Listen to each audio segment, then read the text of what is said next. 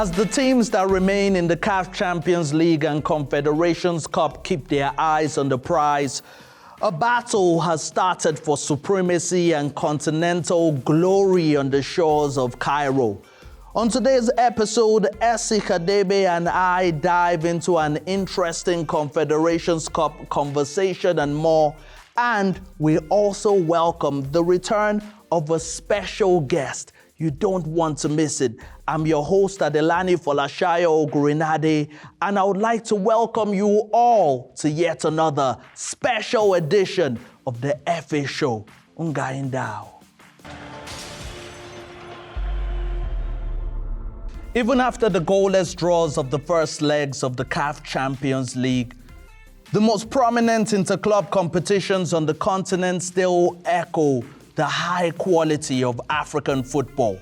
But today's trivia question has nothing to do with the CAF Champions League. It has everything to do about the women's game at the under-17 level. So let's get into today's trivia question. It reads as follows: how many CAF under-17 African women national teams will qualify for the 2025 FIFA Under-17 Women's World Cup to be hosted by Morocco? Stick around for Auntie Diski's answer. She has the answer. While we wait for her, let's start the conversation with our analyst that can never be judged by his predictions of Mamelodi Sundowns matches, but by his sheer love for the beautiful game. SC Kadebe. Thank you, Ade. What an intro. Yes, yeah. I mean, this is the part the crowd goes crazy and everybody starts applauding. They should, definitely. Now let's talk about what we saw with the Confederations Cup, because you got it right that RS Berkane were going to win that game, and also Simba were going to win against Stellenbosch. How did you know that these are the likely outcomes of these games? Start off with RS Berkane. Let's look at what's happening in Morocco. Morocco is hosting all these tournaments. Morocco is playing at the highest levels in terms of their own players playing in Europe, some of them playing here at home. You look at what their ladies team have done, MC Algiers into the CAF space. It speaks to that. When you look at that alone, it tells you a story in terms of what a Moroccan team can do. Now, jump into an RS Berkane situation. It tells you something else. RS Berkane comes into this one after cleaning up and mopping up everybody in that league. We cannot argue about that. Making history, like, their first goal was scored in 30 seconds by Youssef Mehdi. Getting into the game. First minute, they go at it. I think CS Constantine was shocked, shell-shocked to be honest. I believe they were not yet out of the dugout, and they were given a strong message to say, hey, this is the CAF Confederations Cup and you've just met people that really know what they want to do with this. A remontada on? Not a chance. Not a chance. Not a chance. We can write stories about these games. We can talk about whatever we want to talk about, comebacks. Yes. We can talk about the Al Masri versus Simba. Not a chance. I think RS Berkane have wrapped this one 4-0. They're not going to come back. But Constantine at home, let me give you some of the numbers. 9 wins, 6 draws, and 1 loss. That loss at home was way back in January. You are still not scared? Look, for me, when you go to those stats, also look into their league, because it tells a story in terms of the home games they've played, the confidence that builds up into them playing at home. Are they confident enough to go into an RS Berkane fixture, 4-0 down, to put a slump on this one? I don't see that happening. I think if you look at what RS Berkane brought into the game, they brought amazing players. Youssef Mehdi. I mean, the Moroccan comes into this game, scores in his first minute. You've got a guy like Osama Lumalu for the Moroccan also. Nine appearances in this, yes. And these are clear players into the RS Berkane team. Yes, we can talk about players such as Brahimi Deep, the captain of the team, who soldiers for his team. But for me, I think this is a game over. It's too far gone, according to SC, and is understandably skeptical. It's the 2020 and the 2022 champions we're talking about. Now, let's go to the other game between Stellenbosch and Simba. 1-0, even though Simba is definitely head and shoulders in the stats department, we saw that they finished the game with a 58% possession.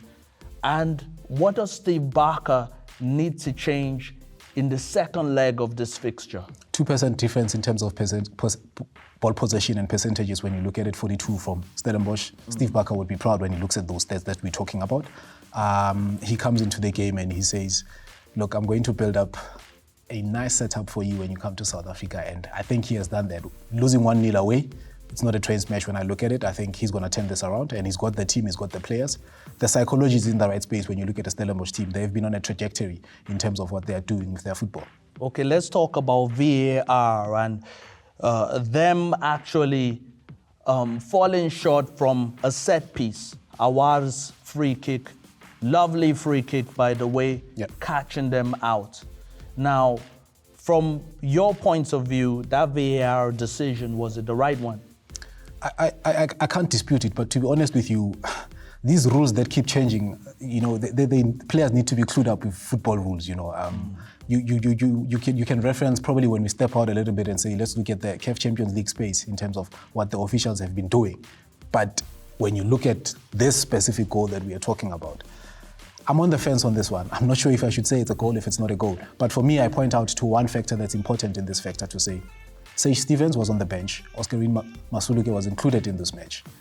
Is there a question mark around it?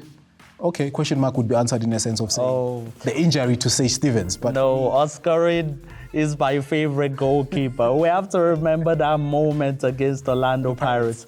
Not only did he nail the goal, he nailed the celebration. So I'm sure the coach has had him on for vibes also, really. Nah, I think the Puskas did him wrong there. He should have gotten that one. But for me, I think he should have done much, much better in terms of his setup. Because if you look at how the goal comes in, it comes right directly into him, facing him. And in that position, I don't think you should be conceding a free kick in that manner.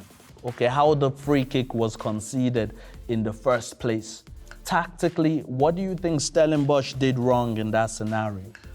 For me, I think they were caught off guard, you know. I think they were not tuned up. And, you know, with mid-low balls, it is quite tricky for your players. Once it gets off the field, it pushes forward in such a pace that the slightest touch that you'd give as a defender. In most cases, in development, what they teach you is that do not touch this ball if you're not sure if you're going to clear it out. And this is what happened in this case. Because Stellish is a team that thrives on development, chances are psychologically played into the defender's heads to say, if I touch this ball, it might just go in.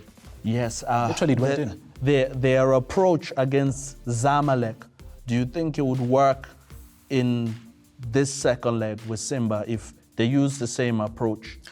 Look, the low blocks. Look, I think Steve Barker is going to be offensively strong in this one. He's going to bring in players that are going to influence the game. I think Barnes needs to start this game. So we'll see what happens in terms of the return leg, but I'm going to give it to Stellies and say they're going to win this one. Stellies scoreline prediction? The best scoreline would be a 2-0.